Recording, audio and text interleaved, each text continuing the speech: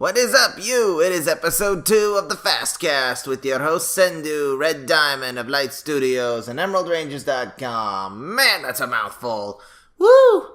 Got a pretty simple episode for you today. Got 1 or 2 messages for a mailbag. Should I name the mailbag segment? I don't know. Probably not. But here's a topic for you today.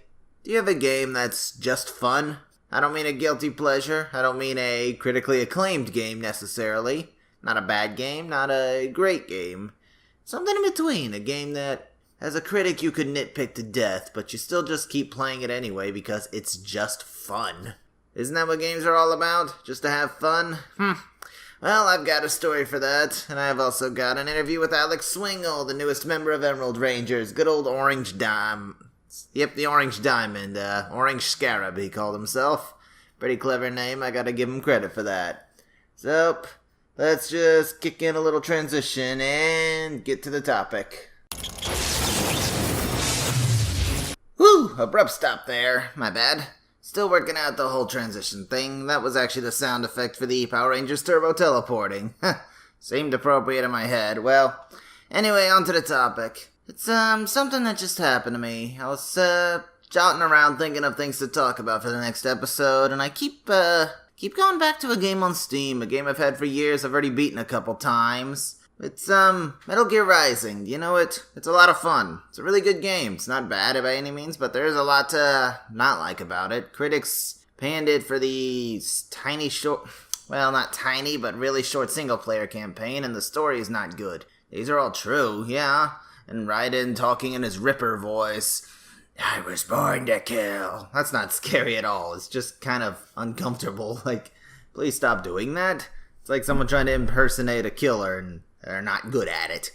But all these things, it doesn't bother you, like, at all. Yes, for the gameplay, it's really linear. The stealth is really much unwanted, and the collectibles are kind of silly. Collecting left arms, because for some reason that's where all the Cyborg's data is stored, into the left arm. Some data storage units, whatever, unlocks VR missions. But just the gameplay, the soundtrack is awesome, and the gameplay, the fighting, it's a lot of fun, it's a lot of satisfying.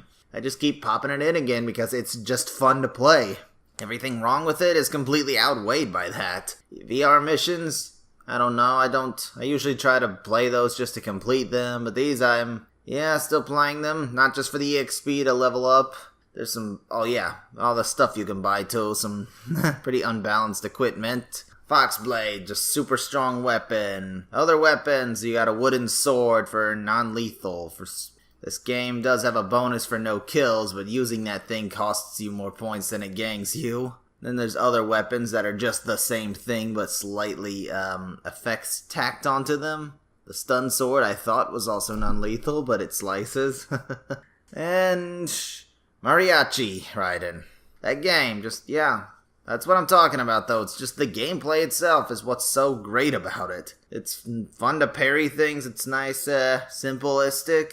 Fighting with a sword or a little bendy sphere, a giant pair of scissors, and a side weapons. I just keep popping it in. Do you have a game like that? A game that there are better games out there. There are worse games out there. There are better games in that genre, probably, but you just play it. You know, I just want to have fun. I don't care that this and that is wrong. Let me know. Metal Gear Rising, though. Freaking awesome soundtrack. Raiden, I feel bad for you. You're a cyborg now. You're just a brain in a robotic body that keeps getting replaced. I'm not here to review that game, though. Let's talk about other stuff. The website, yep, adding a third member, good old Alex Swingle. He claimed the color orange because orange represents greed, I guess. And that's kind of his shtick. He covers Metal Heroes. He's doing really well, too. The forums is another thing. Membership's building slowly. And this high score thread you got on the forums in the juice bar, that's taken off quite nicely, so I'm really happy about that. Anyone else out there want to link their websites? Let me know. My goal for this website is 7 members in total, and we all do a weekly article if you want to check that out. Right now I'm reviewing Super Sentai, Retro Kaiser's reviewing Kamen Rider, and good old Alex Swingle's reviewing the Metal Heroes. Metal Heroes is, another one of those tokusatsu shows that doesn't get talked about much. Pretty much just completely buried under the popularity of Sentai and Kamen Rider. These articles are shorter and right to the point, and that's probably a better thing, to be honest. Anything else in news? Not really. Been redesigning the website slowly, updated the logo to not have the old Emma Ranger's name. It's just all black right now on the website. I'm not a huge fan of that, to be honest, but I do hope to, get some real design work going eventually. Other than that, not much to say, just working all the time, and, I'm gonna stop talking about nonsense and go ahead and cut straight to the main feature of the site. Interview with Alex Swingle here. We're gonna talk about his works and this topic at hand. You're listening to FastCast, where we quickly get to the point, I hope. And we are back. I am here now with the great Orange Scarab. How you doing, Alex? I'm doing alright. Bit tired. Hope you've been on the site for a month or two now. How's it been? Yeah, about 3 weeks. Really? It's only been that long? Yeah, exactly. The third Space Sheriff Gavin, and then the second VR Trooper when you asked me to do Sundays. Yeah. Yeah. Well, you volunteered for 2 days. But how's it all been for you? It's been pretty good. I mean, I thought at first it was going to be a lot more time invested in doing the articles. But then, I put 2 and 2 together, and I said, well, these episodes are only 20-25 minutes long. Can't possibly take that long to write these up. So I figured, why not add an extra second one? Yeah, we were really trying to keep a solid structure going when making this site. Not just post whenever you want and flood with Let's Plays like the last one. But all 3 of us are doing 2 days now. At least until we got new members. Yeah, it's been pretty good so far. And if you're out there, if you want to be a member, you have to be approved by our quality inspector here. Back on topic. How are these shows so far? Well, Gavin has been the most entertaining out of the 2. It's a lot sillier in some of the gags that they pull, but they maintain a level of seriousness that makes it to where it's respectable to the audience, when they're watching it. Meanwhile, VR Trooper there's a lot more gags, but they end up cutting out a lot of the scenes where the plot makes sense. Even though it's 3 different shows combined for the stock footage, it feels like they have 2 to 3 different plots that occur in the same episode, and so it feels very rushed so far. I think it's still only using 1 Metal Hero season. Once you get to Beetleborgs, that's when it starts splicing them together and stuff. Mm-hmm. Yeah, people don't know, but it actually took quite some digging to find Gavin. The Metal Heroes is really undercovered on the internet, so you might be doing us all a favor. Especially the first decade. The first decade of Metal Heroes is very, very undercovered. It's the shortest-lived tokusatsu series. Lasted from 1982 to 99, I believe. Yeah, it's really strange too, because I have been enjoying these more than the Power Ranger ones, the Super Sentai ones. Metal Heroes was supposed to be their way of... It was made out of a desire to do a show like Sentai and Kamen Rider, but for older audiences. Which, from what you're saying, it just means they can do more adult jokes. Yeah, pretty much. I don't know much about it, but I do know Gavin. He's reappeared several times in Sentai and other things. There was a crossover movie with him. He reprised his role for Gokaija in 2011, 2012. Oh, I wanted to ask this, because I remember seeing the review that you did with Gavin. Why did they say versus in their movie titles when they don't fight each other? They did fight each other a little. Okay. That's kind of a tradition. Every time they do a Sentai v Sentai movie, it's always versus Last Sentai. Okay. They usually sneak in at least one conflict scene. Yeah, it's just I remember the Go Buster one, there was, they didn't fight each other, but they still said versus. They always do. Yeah. Not entirely sure. I think it's just versus for screen time. Okay. Nice. Continue, sorry. Oh, with Gavin, at least there was that one fight in the sky when he was chasing them with their dragon. I don't know, what's that big flying dragon Gavin has? It's Electric Mecha Dragon Soul. No, Doll. Yeah, there we go. DOL. Mm. In Go Busters, a younger Gavin appeared in a few episodes, like briefly acting as their sixth ranger. Okay. Like, yeah, it was Space Sheriff Gavin, but it had a younger character. Younger guy in the suit. Oh, yeah, I think that was, like, because there was a new Gavin movie that came out at that time or something. I don't know. Metal Heroes doesn't get much screen time. Its last 2 seasons got cut from lore. Wow, to be decanonized, that's pretty great. Yeah.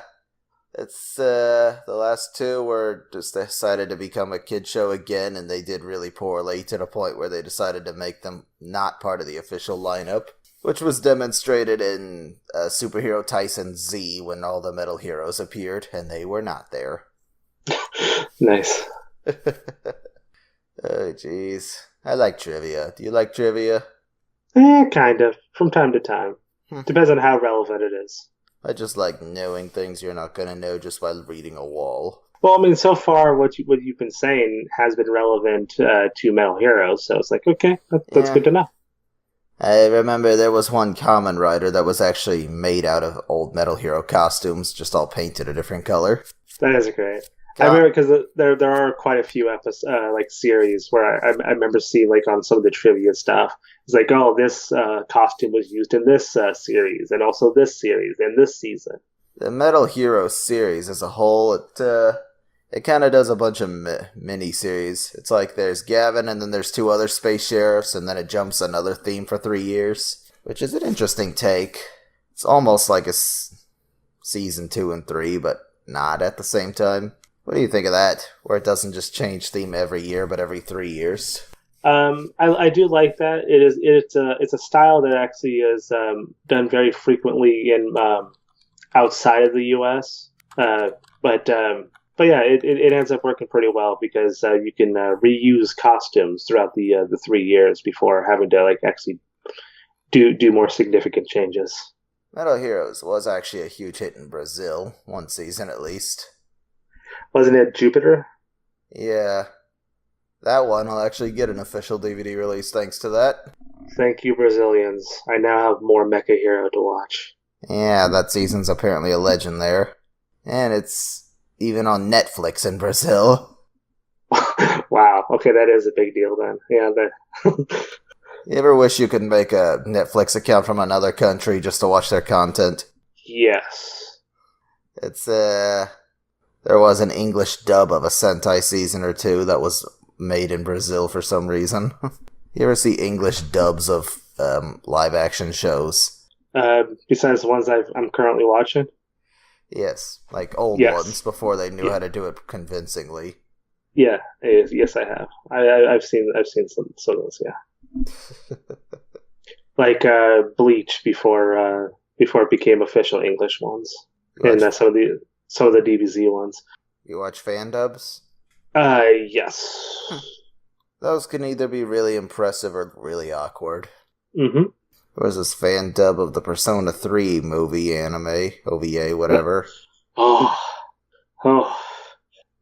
only wincing just because I know the people who like Persona, and it's probably not going to be great voices.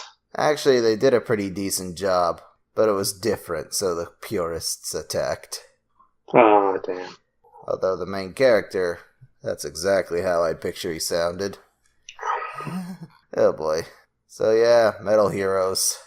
You gonna make a costume? Yeah, I do plan on doing that, just because you were talking about, like, it would be kind of cool if we all, like, had, like, a little get-up to do, theming around the website.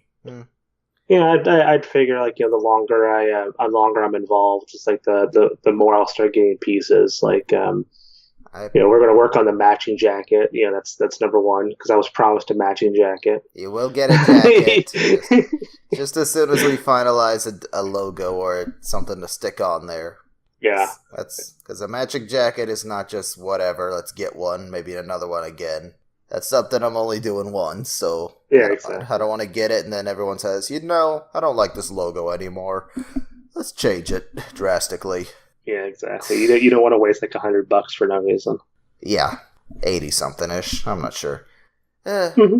What kind of jacket should we get? Waterproof ones, a jersey one, maybe a practical one? Who knows? I was thinking more like a Letterman's jacket kind of thing. And then like the logo would be where the letter is.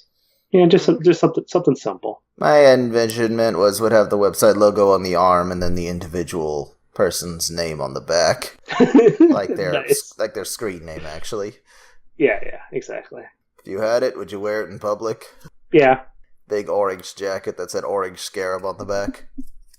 Yes, I legit would, just because it would be a conversation starter, and also somebody would probably call me a nerd, and I'll be fine with that. I think people would be like, "What show is that from?" Yeah, exactly. Also, for the costumes, I think would be a nice attraction to videos if you ever want to do that again. Mm-hmm. I'm willing to do that. Like, getting the helmet would be the most difficult thing to make. There's that like orange Iron Man motorcycle helmet, which is pretty close. Yeah, the Akui mask is designed in Iron Man. I put together a Red Diamond costume, like a prototype one. It's legit. It's pretty good. Your uniform. It still doesn't have a proper belt, which I'm gonna get one of those SWAT belts, just for the sake of pockets. Nice. Also, the helmet I'm changing completely. The one I have is a little too transparent. Okay. But it's not bad but there's a nicer one out there. I just gotta get some graphics, some stickers to hide the motorcycle helmet logos. Yeah, there's always a better option. You just gotta go with what looks cool. Yeah, I think Kaiser was looking at just biker gear to make his. Yeah, man, he has the easiest way now that I think about it. He has one of the easiest setups he can do for Dark Rider, for his Common Rider version. I think mine's the easiest because Sentai is the only costumes that don't have armor, except for a 6th Ranger. Mm-hmm. It's just the bodysuit. I just got really lucky with mine. I found this design. It looks like mine, but green. They said it was Dragon Ranger. It's not. It looks like a combination of Green Ranger from Mighty Morphin and Black Ranger from Dino Thunder. But it was never used. I liked it, so I contacted them, asked if they'd make it in red, and by golly, they did. I can do that again, too. Anyone else want to join my Sentai? Can get one in different colors. I'm so lonely. I look forward to the crossover where it's your Sentai squad versus me and Kaiser. Oh, the Bug Club. I can't be a Sentai with one person. A squadron of one. Mm-hmm. Well, I mean that is a wrestling gimmick. The army of one. The chain man gang. The one man gang. Yeah, I just need a blue and yellow, and I'm golden. And then maybe the next member could be a Sailor Moon. I don't know.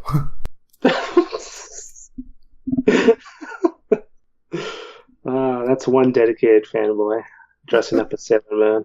You assume all their members will be guys. I don't assume. I know. No, I'm just messing.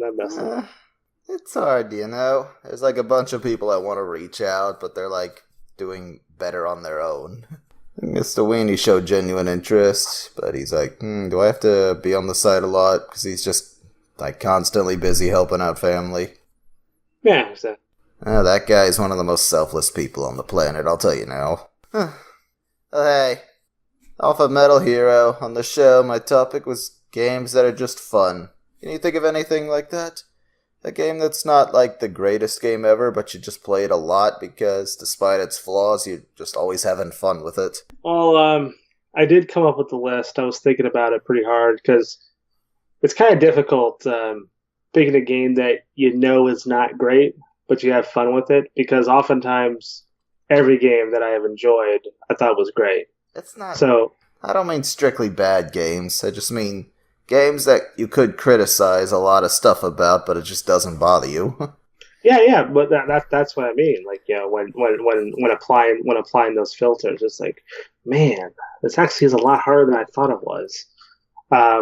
So I got like I said, I got 4 games, and so here we go. I'll give you the first one. Dead Island Riptide, and it's one of those first person survival horror games where It has sort of a lame story to it. Uh, like these are some of the negatives. And then they made it to where they had a durability system for weapons, and so you frequently have to go back to like a repair center to take care of them. Like you like barely fight like 10 zombies, and like one of your weapons is like almost down to zero durability, like stuff like that. So like it has like some big issues, but it's a sequel. It's the expansion to the original Dead Island, and one of the things that's really cool about it is that they made it to where kicking and using your fist, like just punching, are way more effective than it used to be in the original Dead Island. So they made the melee combat so much more impactful, so much more meaningful, at least to be able to actually stand a chance against like when they swarm you. And so it became a lot more fun, more entertaining. And even though I don't really play it that often by myself, if anyone's in the mood to want to play that game, like, hey, you want to go through the story again? Like, yeah, sure, I'll definitely want to do it. Yeah, that is one thing. I think Fallout's a good, like, Bethesda games are one thing too. It's those games are real glitchy, a lot of major design flaws, but still people have a blast with them. Mm-hmm. Remember Oblivion had this level scaling system which I thought completely broke the game, but that didn't stop people from praising it. Yeah, also, people tend to forgive a lot about games just because it's like, oh, there's so much story, so much quest line stuff you can do. When it's like, it's not really that great. Well, I got one pick that'll make Shintai rage if you're out there, buddy. Everyone knows the Fable trilogy. First one was a big deal on the Xbox. Second one was disappointing to some, not to me. And then there's Fable 3, which everyone seems to hate. Yeah, all those criticisms about Fable 3 are true, but I still play it. I still have a great time with it. I like the quest system being simple. I like the simple combat, yeah, and I like its self-aware humor. I played Fable 3 2 or 3 times, and I just have fun with it. Its flaws don't bother me. Yeah. I mean, like, the only negative I felt when I played Fable 3 was that, like, near the end, the majority of your choices don't really matter so much. But other than that, like, I thought it was pretty good. Shintai did a whole F this game video of it. Fable 2 was an interesting one. Fable 3 actually made fun of the second game's criticisms, like there's one side quest where you're on a board game, final guy, and you hit him with one kill. People are like, who makes a game where you can kill the final baddie with one hit? Which is exactly what Fable 2 did. What else is on your list? I have Dino Land for the Sega Genesis, and it's a pinball game. Pinball? It's a pinball game with, like, really cute, chibi dinosaur characters. Like, one's pink, one's green, and it's really simple. Like, every stage is a challenge level where you have to do a specific thing on the board for Dino Land, and then you just complete the objective. It has all the flaws of every pinball game, which is like, oh, I have to do this specific thing, and the layout of the board is going to make it very difficult or very easy to do. So, like, some levels could take like 20 minutes to complete, but some could take it's a pretty good hours. Time. But it's a good time. Like, I enjoy it. Sonic Spinball on that regard. Oh yeah, but Sonic Spinball is a lot harder. At least it was hard to me. Like, second stage is definitely the endurance run. I could never get past the third stage, even as a devoted Sonic player as a kid. Damn. Although on the first stage, I did find a way to cheat. There's like when you miss the bumpers, you end up on this little barrel in acid. You could actually just swim over and jump in and get a Chaos Emerald. Oh, wow.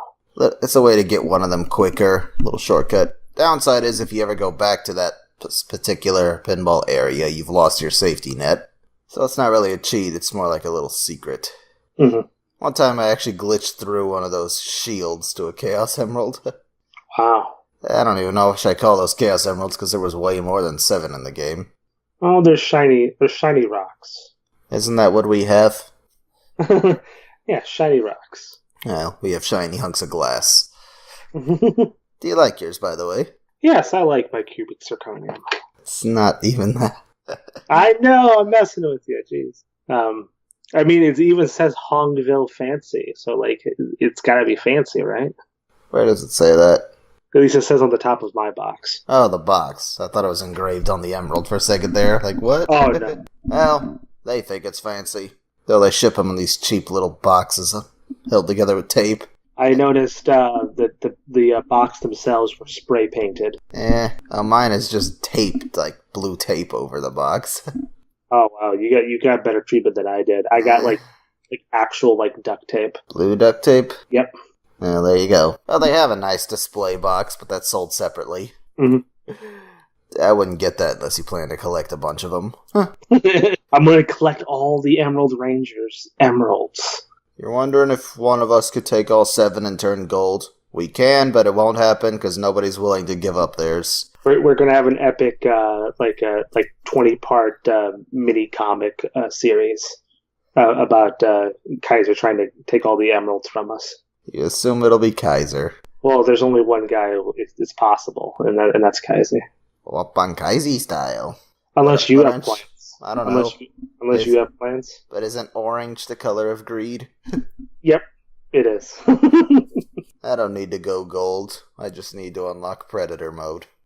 So, what's next? Next is you for number 2. Ew.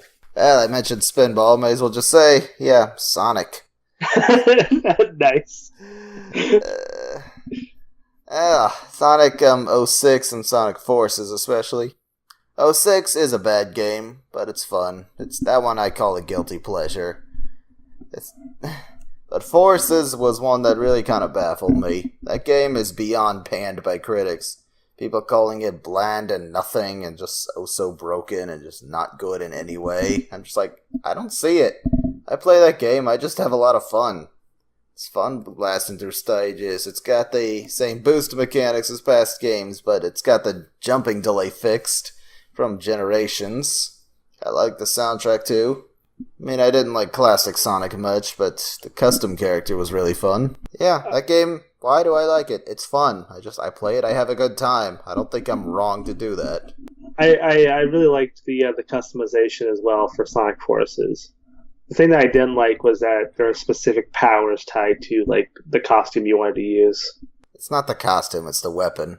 Well, I mean, like the bird head had like double jump or whatever, or something like that. Oh, that was the species then, yeah.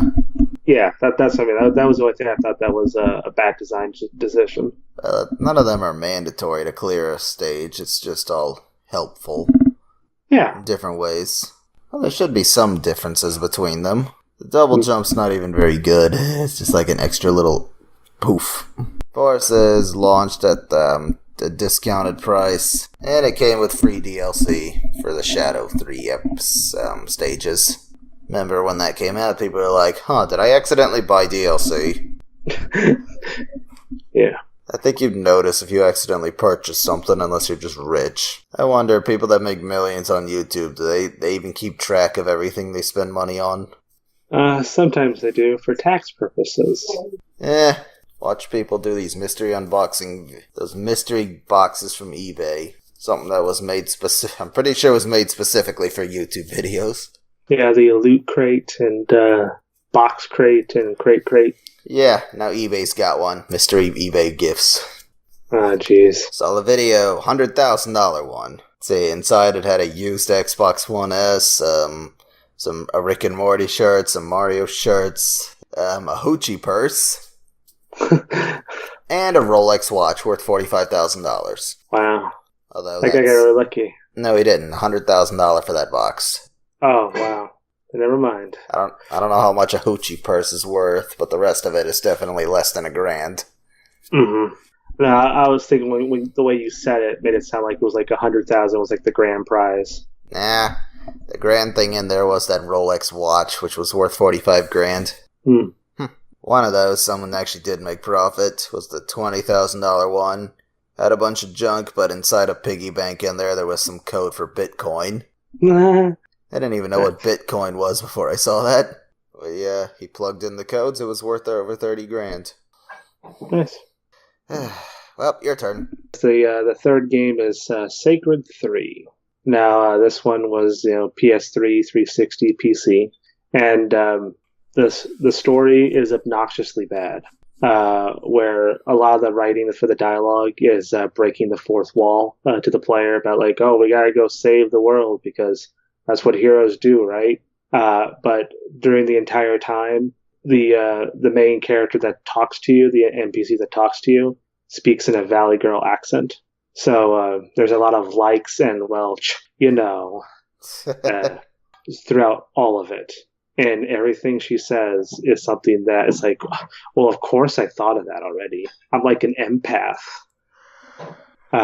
So it's very ridiculing the entire time. But when you mute the game, it is actually very fun to play because you have the ability to do like heavy attacks with like shields. It's like standard affair for hack and slash games, like modern hack and slash games. But it's so smooth on the controls and being able to dodge whenever you want to, things like that. That it just becomes a very pleasant experience to go through. It's a bit of a slog, but like actually playing the level is fun. Yeah, just good times, really. Also, one of the characters. This is kind of a sad thing. Is that you cannot have the sound on for the spirit creatures because you can have a spirit weapon with you, and then they have their own personality. But you have to listen to everything else in the game. So there was the one time where I just went through and just listened to every weapon spirit, and they had an elf bard, and it was a bit of an ironic situation because the parts where it's like, oh, it's a bard, so of course the bard sings, but it's like, no, an elf sings when they speak. So even though they put it as an elf bard, it's like it's a double whammy. It's like they're singing because they're elves and because they're bards. So it's like that I really appreciate it. Oh, clever, I guess. But what do you like about the games, though? Makes it just fun? Is it the hack and slash? I really enjoyed the hack and slash portion of the game. The button combos for fighting the monsters the most. Like as an example, you have 2 power up abilities where you press at least for the PC version, you press 1 or 2 for power 1, power 2. And then there's a block button, and some of the characters have really cool specials. Like one character, when it uses a small amount of energy, and then she does a quick flick of her staff, like almost like a chainsaw like style motion, like a circular saw. And you just rapidly press that power act ability, and it does a lot of damage to like a boss or something like that. And so it's like stuff like that where it's very satisfying. Satisfying. That's just what it all comes down to. Mm-hmm. Exactly. Yeah, guess it's my turn. I'm gonna pick an oldie that's not really an oldie, but it should have been. Good old Duke Nukem Forever. Played through that game. People watching me, they can give me a million reasons why I shouldn't be playing it. Yeah, the campaign's short, it's buggy, load times, all that. All that humor is so dated, but I'm just having a blast. Yeah, it was one of the few moments where I shed a single man tear for the Wholesome Twins. Made me sad. Aw, those two. That was sad. Yeah, it was sad. Yeah, I played through the whole game myself as well, and even if people bash it, it's like, to me, it's the best Duke Nukem game made, because they did both gameplay and there wasn't as many key codes you have to find every level. There was a moment where he's like, I don't need no stinking blue key, forces the door open. Yeah, exactly. And then you're followed that by, you gotta find a battery pack to open a door, which is the modern day equivalent of the same puzzle. Yeah, exactly. I like that when you drink from a water fountain, they don't have a proper sound effect. He's just going.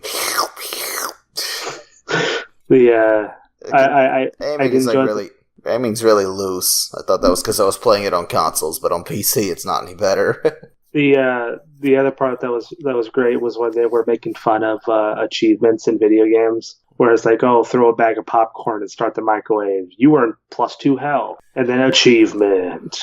I like the dream sequel, like where he just gets knocked out and has a dream sequence inside a club. Yeah, exactly. I wish there was more bits of the game where you could just rubbish around, interact. Although that air hockey game was really hard to do with an analog stick, or a mouse even. Mm-hmm.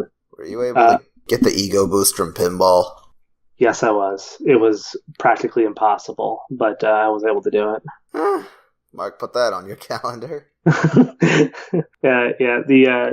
A lot of it had to just do with you had to get really lucky with a combo, and then like just hope that like you just it doesn't just fling itself right into the exit. But it was not fun. It took maybe 50 tries. The health bar being the ego bar was a clever way to make interacting with stuff still relevant. Yeah. Also, I'm not sure if you remember this one, but there was a really funny scene about the whole shield, like Halo style, where they the picture of the Halo armor. It's like combat armors for pansies. They're like, oh well, how about this gun then? There's an achievement for carrying the golden pistol throughout the whole game. My first playthrough, I couldn't find it. But it's there, dang it. But that's definitely a game where it's a lot better than a lot of people give it credit for. It's not... I mean, all their criticisms are true, but it's like, it doesn't dampen the experience for me. Mm-hmm. The only thing that was constantly annoying was the loose aiming. I don't know if you noticed that. I didn't really notice it so much. I mean, I was playing on the PC version. Maybe they made adjustments, afterwards, because I had the gold edition. Maybe. PC version I like better just because you could hold 4 weapons instead of 2. Yeah. Duke Nukem forever. Oh, bless you and all your craziness. Hey, Sean, I gave you a review copy of that several years ago. Still waiting on it. That's a true story. The thing I'm pretty sure you will appreciate here is he got really excited when it showed up in the Humble Bundle and bought that tier just for that game. The game was just, I think, released for okay, here, we'll do it. Finish it off. Mm-hmm. I thought it was pretty great. Like the especially at the very beginning when you had all right, Duke, draw us the game plan, how we're going to defeat this monster. And then they purposely made it very awkward controls on drawing on the whiteboard. That was pretty great. Yeah, he's like, oh, great. I mean, I don't really understand this plan at all, but hey, I'm sure it means something. Yeah, exactly. There are some legit good moments in that game. If that game did come out in 2001 on the original Xbox, PS2, same game, just not as good graphics, how do you think people would have responded to it? Well, I think they still would have complained about the second half of the game being really stretched out, prolonged. Yeah. But overall, I think they would have liked it. Yahtzee said the game sort of progresses as each genre of FPS that it was being worked on during starts off all colorful, cartoony like the originals. Then you enter this gray hallway areas a bunch in the early 2000s. And then you get the final stretch with a lousy ending. Yeah, the water level was the one I really didn't care for. And then randomly you shrink down on one stage. Yeah, that happens several times. But it's oh, you have to shrink yourself because reasons. Fun fact, it is actually possible to kill enemies while shrank. You just gotta shoot them a whole bunch and hope to Lord they don't hit you back. Yeah, exactly. That was my pick. Where's yours? Well, my fourth pick is Dawn of War 2. And the reason why is that it's another one of those games where it's an RTS game, but what makes it so special is that it has a RPG element to it, where you pick up randomized loot, and the equipment that you pick up have specialized stats, randomized stats. So you might end up picking up a power fist for the Space Marine unit you're playing as. That makes it worthwhile to go completely melee, or get a really good grenade launcher to give to your scout unit. And and I really enjoy that portion of the game where it's randomized like that.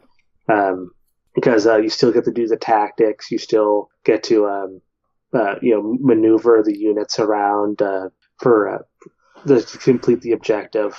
But it's, randomized loot. It's pretty cool. But it's definitely not that great of a game because a lot of the levels are they're not really there's not a lot of variety in the levels. It's just move forward and kill everything. So and it ends up becoming kind of boring, like at least for the levels.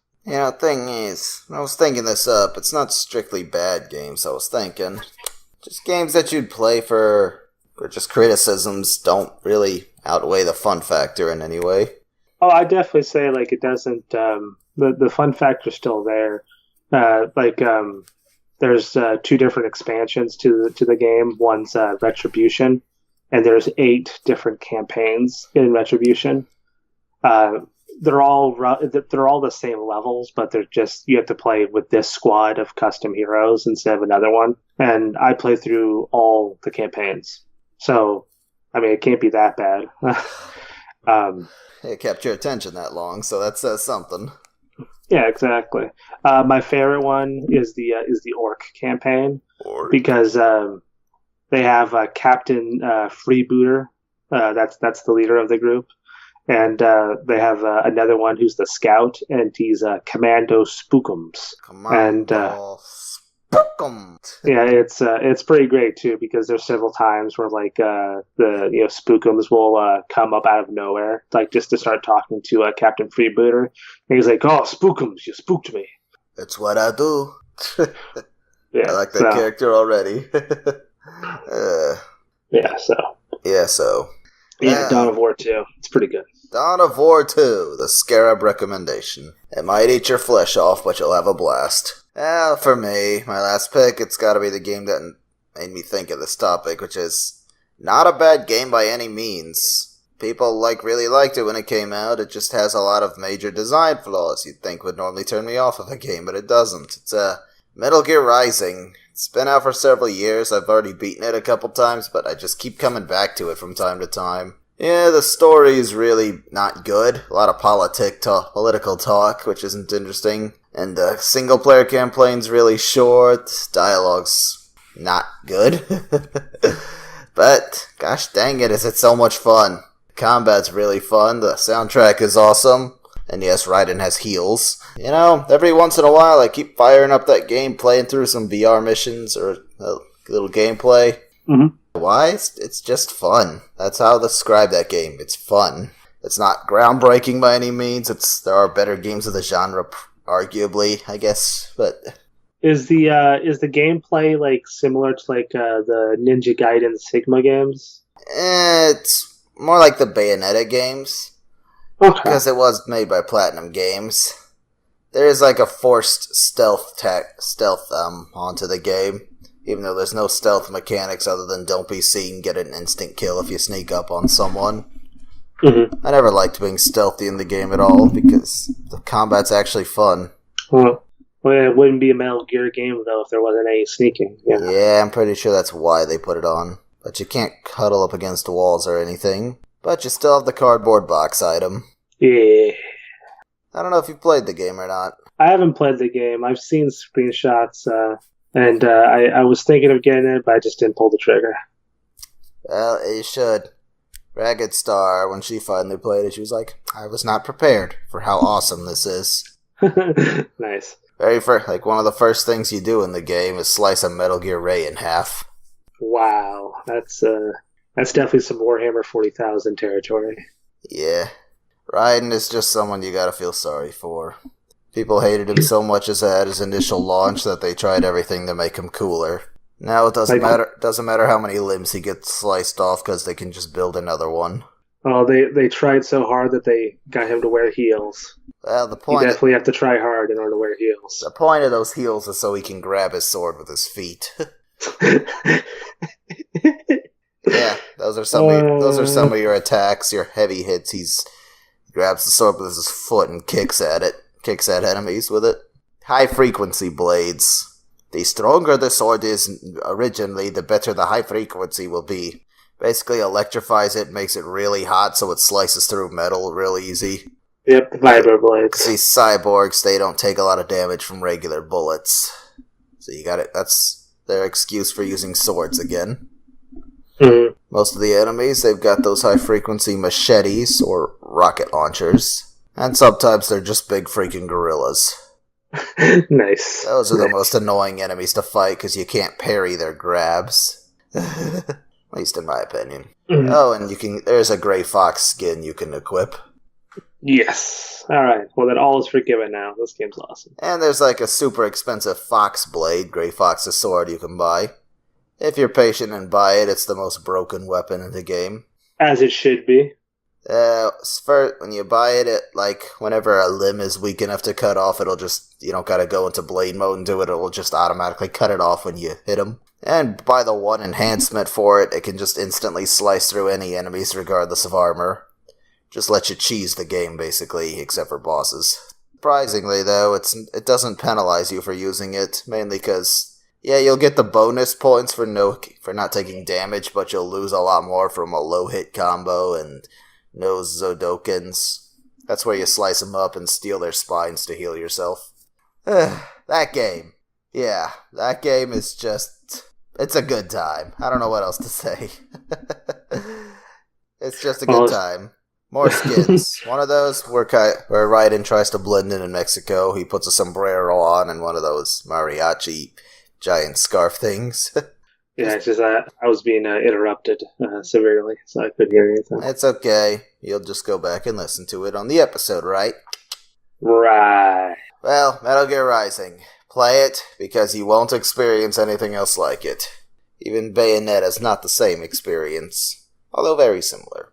Well, shoot, we've been talking a while. Anything else you want to say? Give yourself a shout-out, maybe? Not really. Orange Scarab, Emerald Rangers. Emerald Rangers, our metal hero of the group. He's orange, and he throws one heck of a nasty left uppercut. It's true. I made Dark Kaiser cry. Dark Kaiser, is it now? He has many different titles. Right. He goes by Kaiser Sensei sometimes. Sensei, Yeah. That's because he's our sensei. He teaches people, I guess. No hate to you, buddy. You're the Black Diamond for a reason. Whew. Yeah, so thanks for coming on, man. Yeah, no problem. See you next time. Yep. Bye-byes. Cutting back to the me by myself. And I'm back by myself once again, here in Zendu's lair. I don't have a fancy name like Panzer Studio, sadly. But what I do have here is actually 3 comments on the last episode, which is quite nice. I got one here from Alex Swingle. Hey, just talking to you. Swing a like for Burger Rider. I certainly will, even though I completely missed out on Burger Rider. Whoever you are, wherever you are, I wish you the best. Oh, Hot Tea and MTG. Hell yeah, man. Awesome to see you back in the saddle. Well, thank you very much. That means a lot. I'll give you a like. And, of course, Tiger Claw TV. It's pretty surreal to see Shenmue for sale on Steam. Sucks that it's buggy, but I would take the buggy version over nothing. Well, funny you mention that. Since my last recording, I have actually completed both games. Shenmue 2 is even more buggy. The, darts are bugged. There's a few snapshots of that on my Twitter feed. But they have released a huge patch for it, which fixes a lot of issues, but not all of them.